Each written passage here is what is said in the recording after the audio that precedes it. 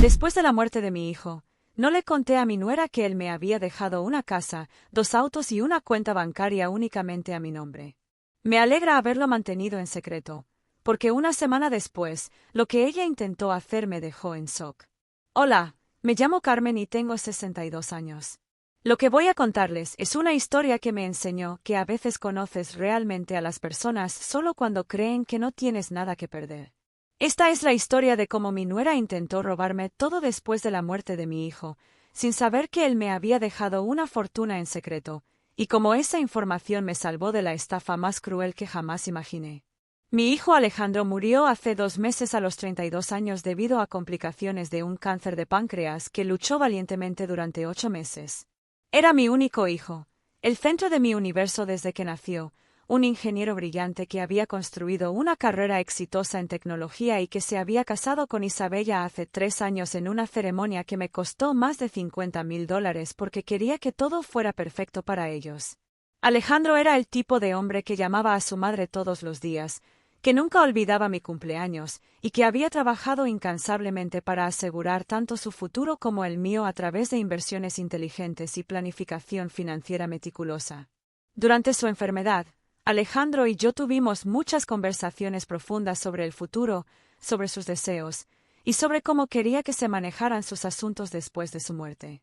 Lo que Isabella no sabía, y lo que decidí mantener en secreto por razones que mi instinto maternal me dictaba, era que Alejandro había cambiado completamente su testamento 6 meses antes de morir, dejándome absolutamente todo a mí, su casa de $650,000 en el vecindario más exclusivo de la ciudad, sus 2 autos incluyendo un BMW último modelo y un Toyota híbrido casi nuevo, y $200,000 en una cuenta bancaria de ahorros que había estado acumulando diligentemente durante años.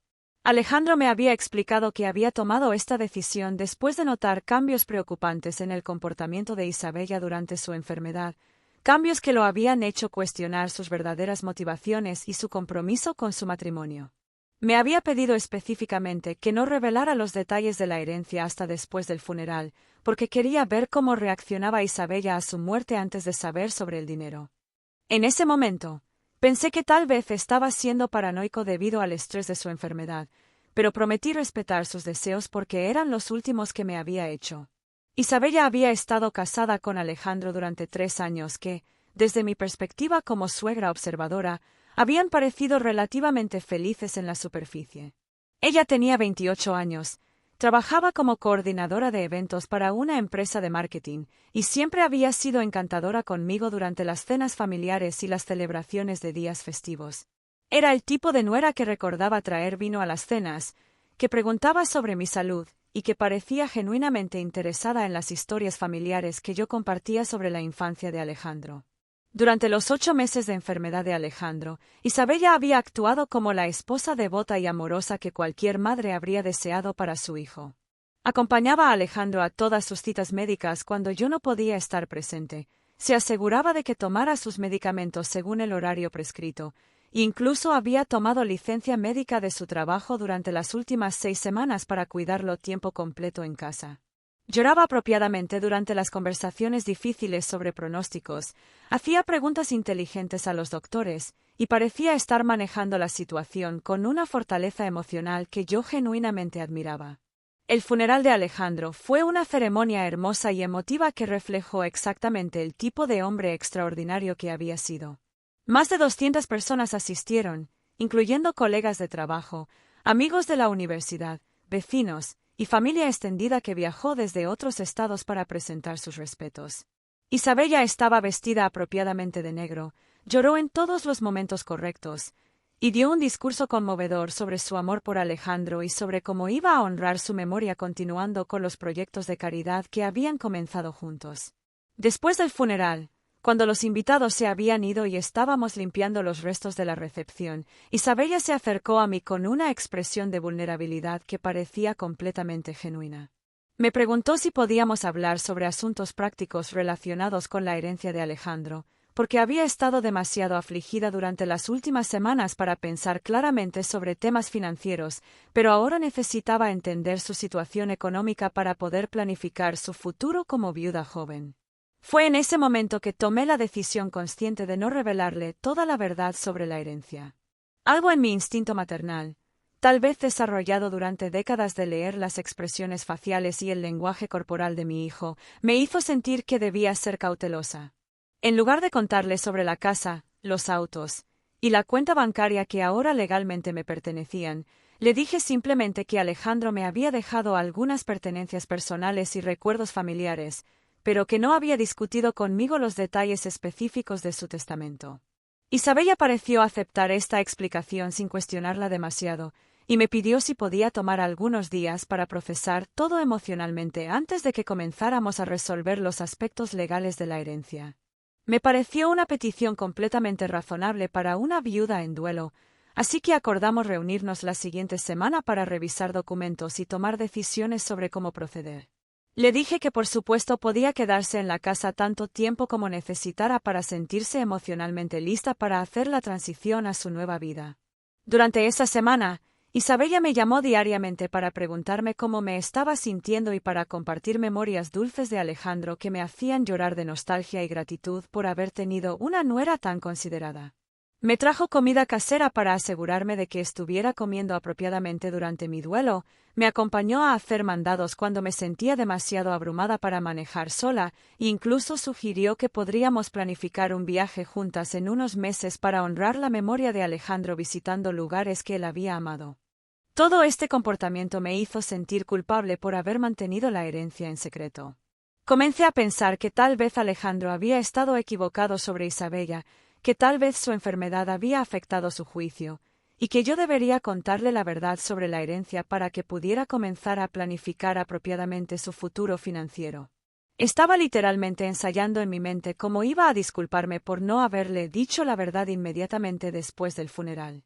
Pero entonces llegó exactamente una semana después del funeral, y todo cambió de una manera que me dejó absolutamente en shock y me hizo agradecer profundamente haber seguido mi instinto de mantener la herencia en secreto. Isabella llegó a mi casa a las 2 de la tarde, pero no llegó sola como habíamos acordado. Estaba acompañada por un hombre que nunca había visto antes, aproximadamente de su edad, vestido casualmente pero con una actitud que inmediatamente me puso nerviosa.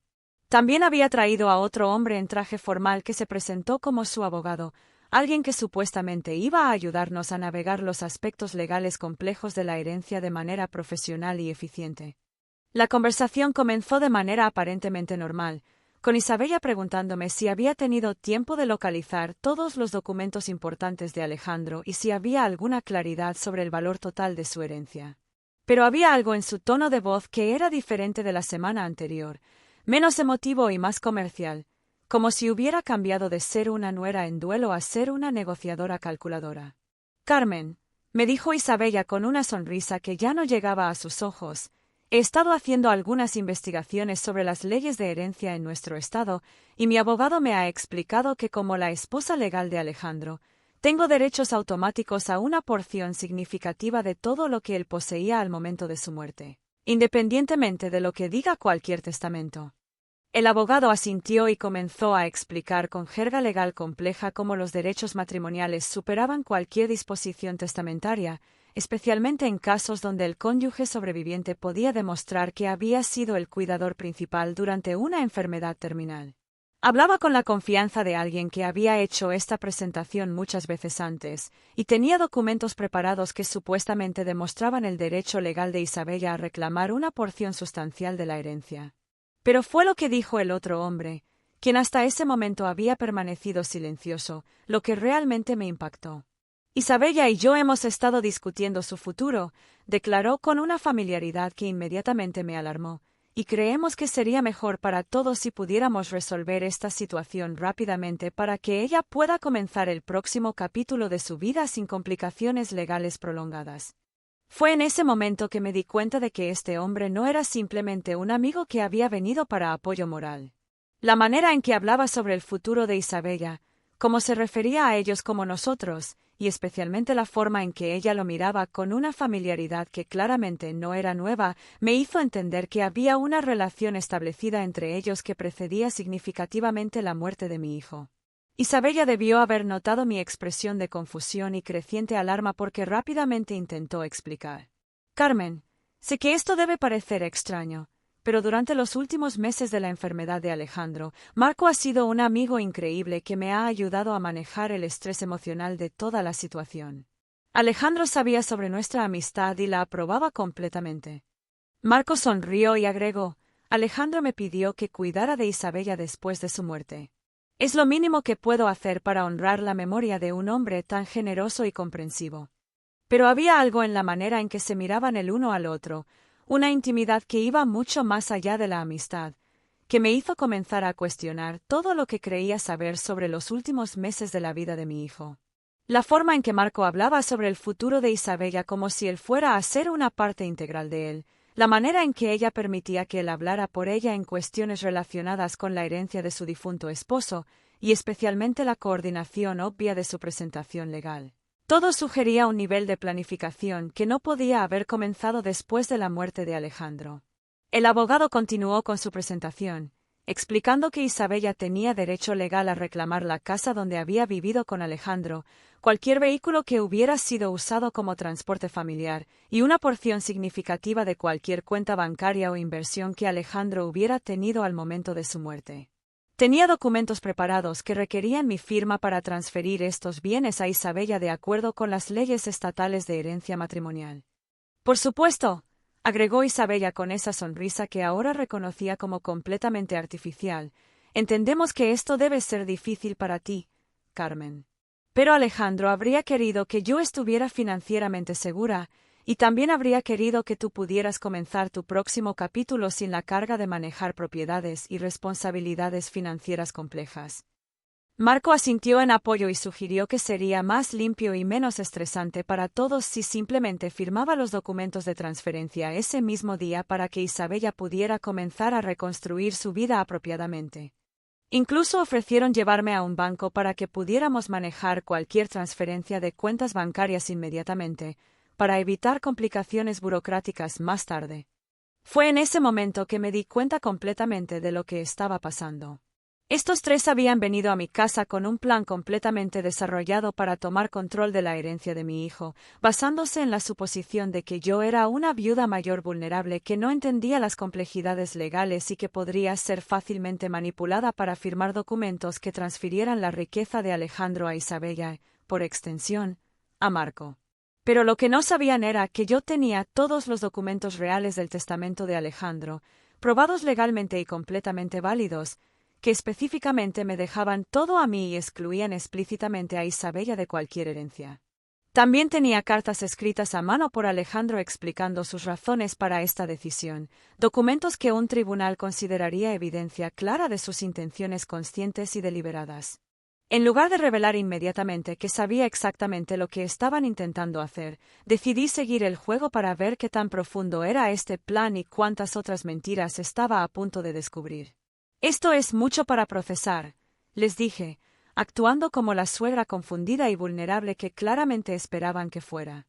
¿Pueden darme un poco más de información sobre exactamente qué documentos necesitan que firme y qué significaría eso para mi situación? Durante la siguiente hora, Isabella, Marco y el abogado me revelaron inadvertidamente detalles sobre un plan mucho más elaborado y siniestro de lo que inicialmente había realizado. No solo querían que transfiriera la herencia de Alejandro a Isabella, sino que también habían preparado documentos que me darían 30 días para encontrar un lugar alternativo para vivir porque Isabella necesitaba comenzar de nuevo en la casa sin recordatorios dolorosos del pasado. Marco explicó que él e Isabella ya habían estado discutiendo planes de vida juntos, y que habían decidido que la casa de Alejandro sería el lugar perfecto para comenzar su nueva vida compartida. Habían incluso contactado a un agente de bienes raíces sobre el valor de mercado de la propiedad, aparentemente para asegurarme que estaban siendo completamente transparentes sobre el valor de lo que estaba transfiriendo.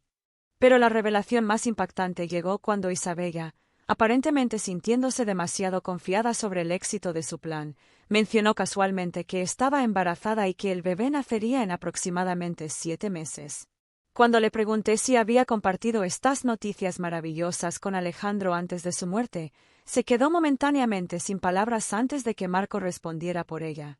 El embarazo fue una sorpresa que ocurrió justo después de la muerte de Alejandro, explicó Marco con una facilidad que sugería que habían ensayado esta respuesta.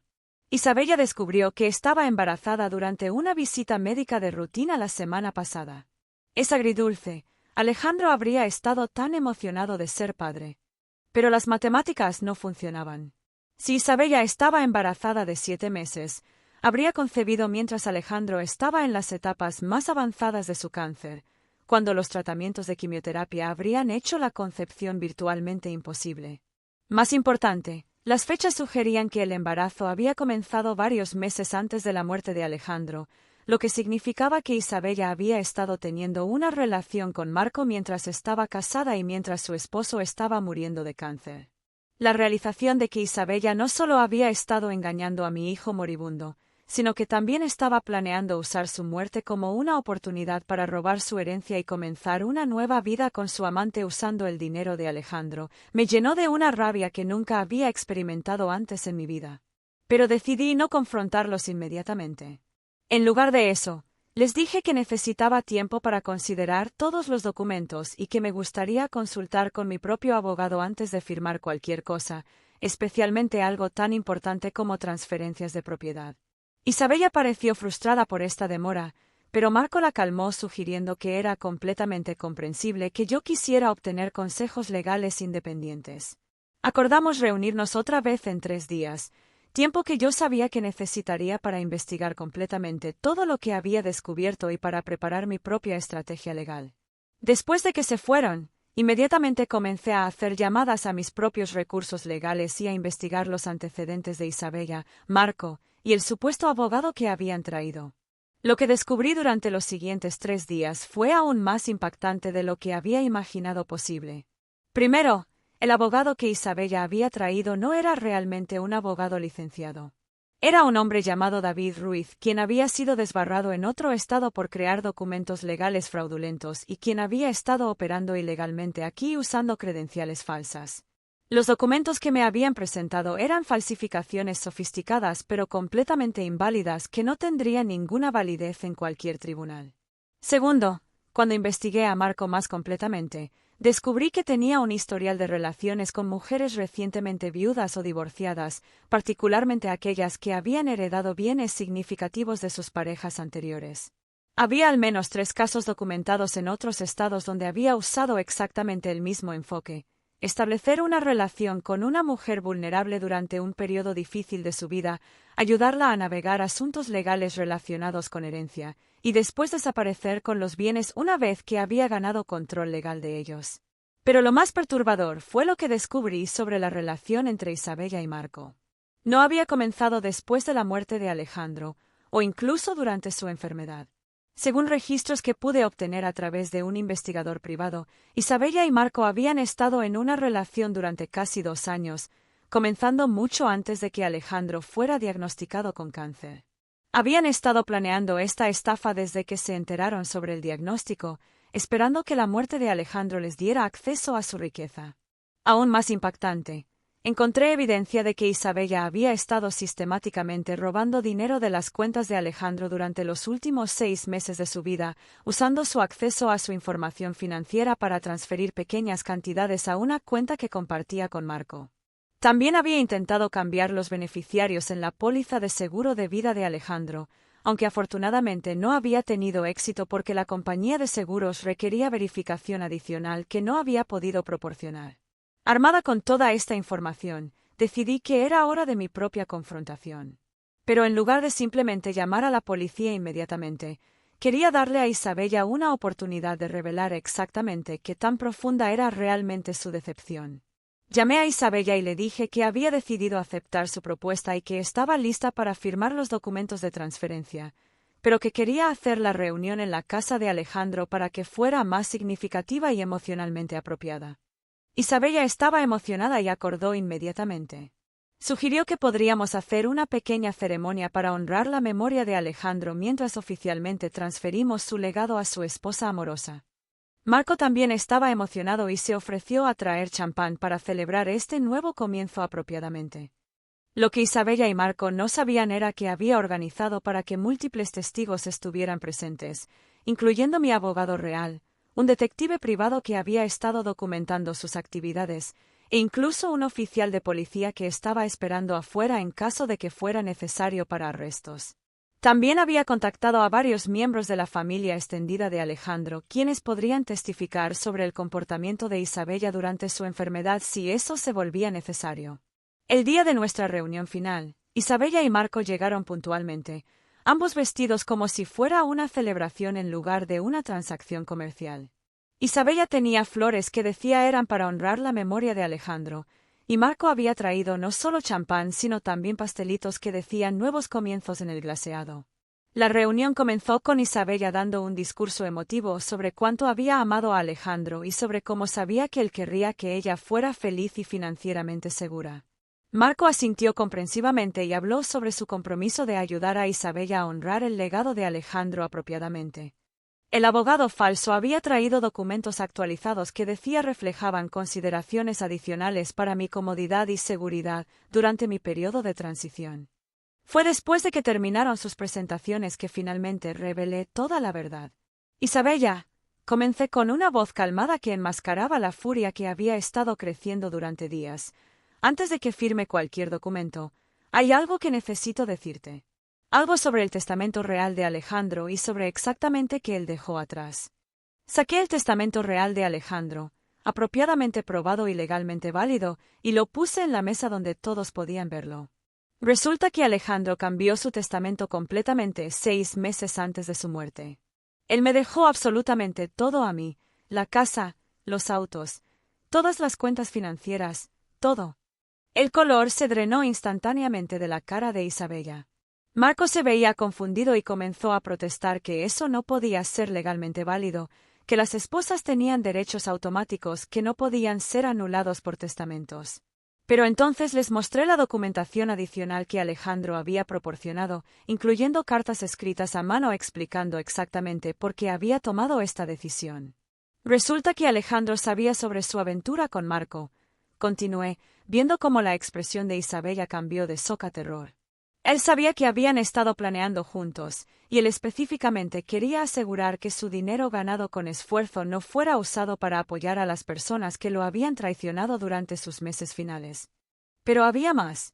Revelé toda la evidencia que había reunido, los registros de robo financiero, los intentos de cambiar beneficiarios de seguros, el historial de Marco de estafas similares con otras mujeres, e incluso el hecho de que el abogado que habían traído era un desbarrado fraudulento operando ilegalmente. Y sobre su embarazo, Isabella, agregué, disfrutando la mirada de pánico completo en su cara, las fechas no coinciden en absoluto. Si realmente está embarazada de 7 meses, entonces concibió mientras Alejandro estaba en su estado más enfermo, cuando los tratamientos médicos habrían hecho la concepción con el virtualmente imposible. Este bebé es obviamente de Marco, y han estado planeando usar la muerte de Alejandro como cobertura para comenzar su vida juntos con su dinero. El silencio que siguió fue absolutamente ensordecedor. Isabella comenzó a llorar histéricamente, pero no las lágrimas elegantes de una mujer embarazada abrumada, sino los sollozos desesperados de alguien que sabía que su juego había terminado definitivamente. Marco parecía como si quisiera correr, y siguió mirando hacia la puerta como si estuviera calculando si podía escapar antes de que llegaran las consecuencias. Pero entonces revelé la pieza final de información que destruyó completamente cualquier esperanza restante que pudieran haber tenido. Y una cosa más, dije, sonriendo por primera vez en semanas. Toda esta conversación ha sido grabada, y tengo policía esperando afuera listos para hacer arrestos por fraude, robo y conspiración. También tengo evidencia de que Isabella ha estado usando las tarjetas de crédito de Alejandro incluso después de su muerte para financiar su estilo de vida con Marco. Fue entonces cuando Marco finalmente se derrumbó y admitió que toda la cosa había sido su idea desde el principio. Reveló que había elegido a Isabella específicamente porque sabía que estaba casada con alguien rico que probablemente moriría pronto. Había investigado el diagnóstico y la situación financiera de Alejandro, y había convencido a Isabella de que merecía tener acceso a su dinero porque ella había estado sufriendo durante su enfermedad. Isabella, mientras tanto, confesó que había estado infeliz en su matrimonio durante años pero había permanecido porque disfrutaba la seguridad financiera que Alejandro proporcionaba. Cuando se enteró sobre su diagnóstico, lo había visto como una oportunidad para escapar a una vida mejor mientras también mantenía beneficios financieros. No había planeado originalmente robar activamente, pero Marco la había convencido de que Alejandro les debía por todo el sacrificio que ella había hecho al permanecer casada con él. La policía llegó poco después de estas confesiones, e Isabella y Marco fueron arrestados por múltiples cargos incluyendo fraude, robo, conspiración y robo de identidad por usar la información financiera de Alejandro. El abogado falso también fue arrestado y resultó tener órdenes de arresto en múltiples estados por actividades similares. Durante los procedimientos legales que siguieron, surgió aún más evidencia sobre el alcance de su planificación y decepción. Encontraron registros de que habían estado investigando destinos de vacaciones caros que planeaban visitar usando el dinero de Alejandro. Habían puesto ya depósitos en lugares para bodas para una ceremonia que planeaban tener una vez que pasara el periodo de luto apropiado. E incluso habían comenzado a buscar inversiones donde podrían poner el dinero robado para generar ingresos continuos. Lo más desgarrador fue descubrir que Isabella había estado grabando conversaciones con Alejandro durante sus semanas finales, aparentemente esperando atraparlo diciendo algo que podrían usar para apoyar su narrativa falsa sobre su aprobación de su relación con Marco. Estas grabaciones mostraron claramente que Alejandro había sospechado algo, pero había estado demasiado enfermo y demasiado confiado para entender completamente el alcance de la traición. Las consecuencias para Isabella y Marco fueron severas y duraderas.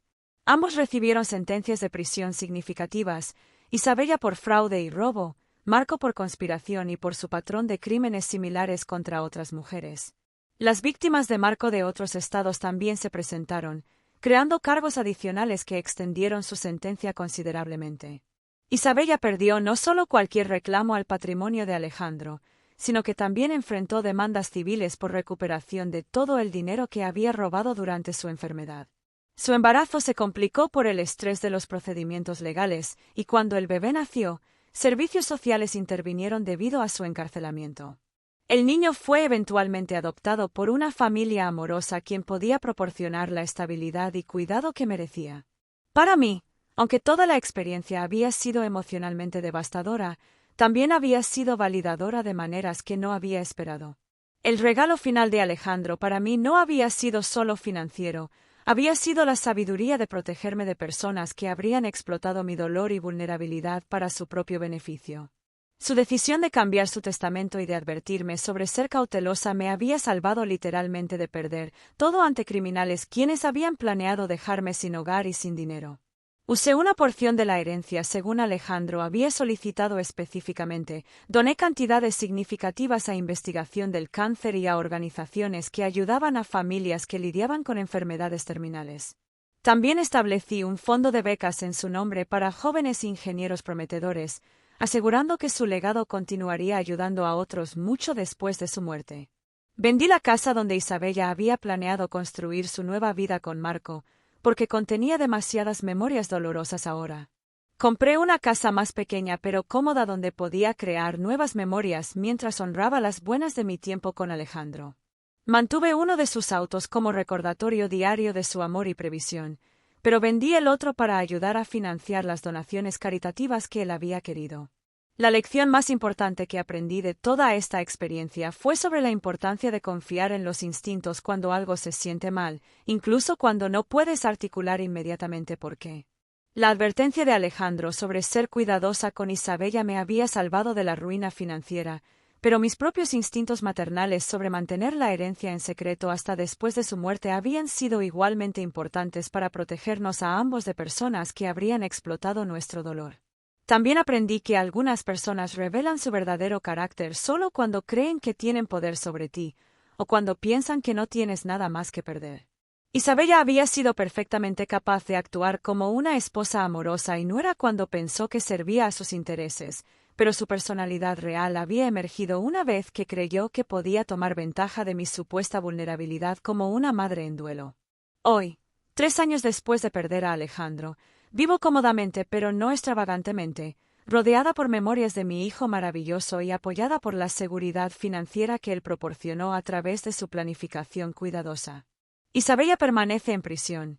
Marco fue deportado después de completar su sentencia debido a violaciones de inmigración, y su hijo está prosperando con una familia adoptiva que verdaderamente lo ama.